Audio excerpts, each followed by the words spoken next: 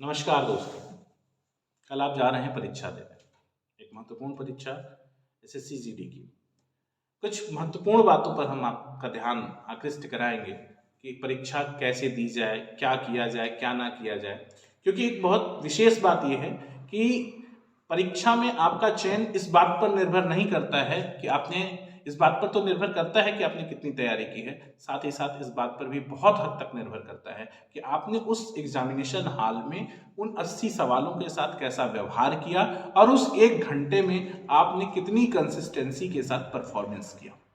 तो आप उस एक घंटे के एग्जामिनेशन हॉल में बेहतर परफॉर्मेंस दे पाएं, इसके लिए कुछ चीजें हैं, उसको आप हमेशा दिमाग में रखें। पहली बात, नंबर एक, कि जो जरूरी डॉक्यूमेंट्स हैं, जो एग्जामिनेशन हॉल में आपको जरूरत पड़ेगी, उसे जरूर लेकर उसे पहले एक दिन पहले अपने बैग में रख लें। ठीक है। दूसरी जो सबसे बड़ी बात है कि अक्सर बच्चे क्या करते हैं कि वो एग्जाम देने जाते हैं, रात को पहुंचते हैं, रेलवे प्लेटफॉर्म पे सो जाते हैं, सुबह उठ के जाते हैं एग्जाम। ये ना करिए।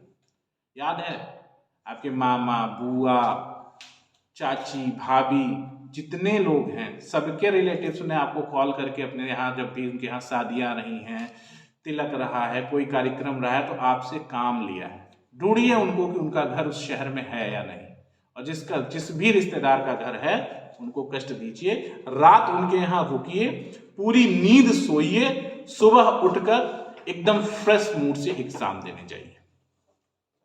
ठीक है। तीसरी महत्वपूर्ण बात यह है, जब परीक्षा के लिए निकलिए तो घर से अपने बड़े माता पिता, दादा दादी जो हैं, उनका आशीर्वाद लेके जाइए। ठीक है। और सबसे बड़ी चीज जो है वो कि एग्जामिनेशन हॉल या एग्जामिनेशन सेंटर पर एग्जाम शुरू होने के कम से कम 1 घंटे से 45 मिनट पहले पहुंचे, ताकि आप ये हेजिटेशन में ना रहें कि लेट हो गया, देर हो गया, हड़बड़ी में ना रहें। एक महत्वपूर्ण बात मैं अक्सर देखता हूं बच्चों की, वो ऑटो से जाएंगे, रिक्शे से जाएंगे, 5 रुपए किराए के लिए। आप किसी से किचकिच चिक मत करिए। आप सुबह परीक्षा देने जा रहे हैं, फ्रेश मूड से जाइए, 2 रुपया ज्यादा देके चले जाओ। ठीक है। और आराम से एग्जाम दीजिए, एकदम हैसल फ्री, टेंशन फ्री, किसी तरह का कोई दिमाग में लोड ना हो, आप एग्जाम में बैठिए। इसके बाद आप एग्जामिनेशन हॉल में जब जाते हैं तो किन किन बातों का ख्याल रखिए।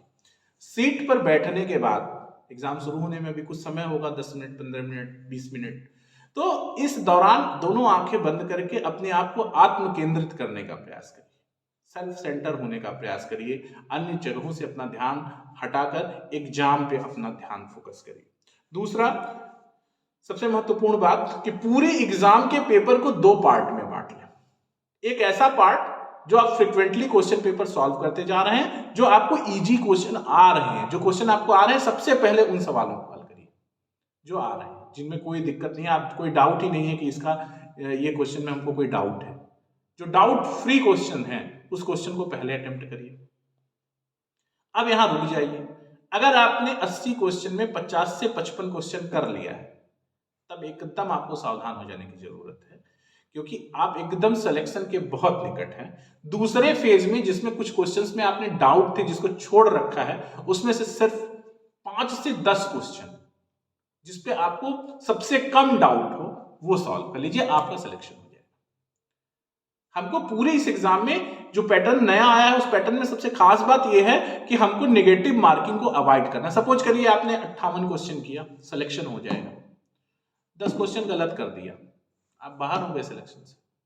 ठीक है ना। तो हमको ऐसे किसी भी प्रश्न को टच नहीं करना है जिसको लेके मेरे मन में दुविधा है या जो क्वेश्चन हमको नहीं आता है।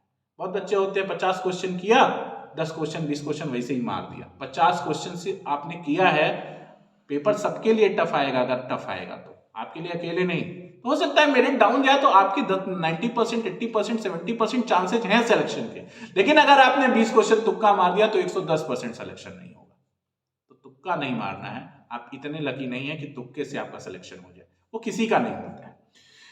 दूसरा, जो सबसे महत्वपूर्ण बात है कि इस बात को हमेशा ध्यान रखिए कि उस 1 घंटे का परफॉर्मेंस आपकी पूरी तैयारी का पैमाना होगा, और पूरी तैयारी आपने किस कितनी मेहनत से की है, उस 1 घंटे का परफॉर्मेंस और उस 1 घंटे का रिजल्ट बताएगा। तो उस 1 घंटे में किसी भी प्रकार की ऐसी कोई लापरवाही, कोई काम मत करिए जो आपके परिणाम को प्रभावित कर सके, आपके चयन को प्रभावित कर सके, आपके सिलेक्शन को प्रभावित कर सके।